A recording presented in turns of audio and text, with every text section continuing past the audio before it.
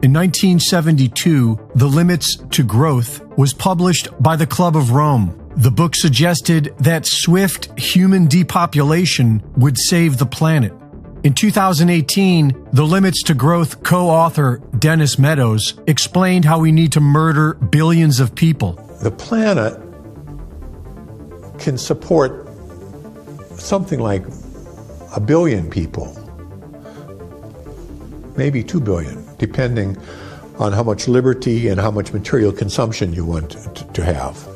If you want more liberty and more consumption, you have to have fewer people. And conversely, you can have more people.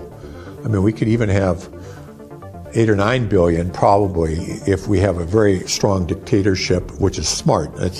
Unfortunately, you never have smart dictatorships. They're always stupid.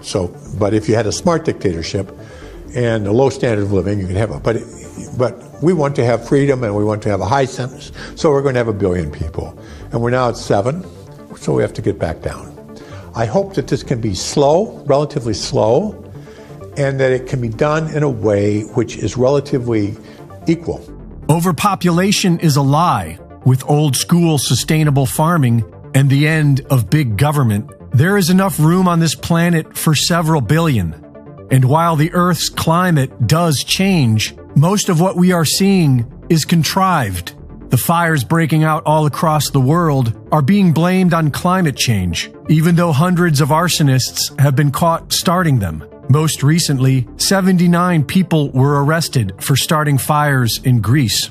Direct energy weapons, or DEWs, are able to start fires from above and can utilize microwave technology to burn homes from within. In 2013, the mainstream media reported that we were able to make rain and lightning. I mean, lasers? Really? To change the weather? By firing trillion-watt lasers, you rip apart the electrons, creating what are called ions, and these ions act like seeds, like dust particles, bringing down rain and even lightning. This week in Michigan, residents reported a strange strobe-like lightning. The event was captured on weather radar, which showed a very unnatural-looking spiral. That's some conspiracy theory shit right there. Making it rain has been possible for decades, and we have come a long way since then with the High Frequency Active Auroral Research Program, known as HAARP. We can now create hurricanes, and we can control their direction with next-generation weather radar transmitters, known as NEXRAD. By building up an electromagnetic charge and dispersing it underground as direct current VLF waves, or very low frequency waves, the NEXRAD radar transmitters are able to trigger earthquakes.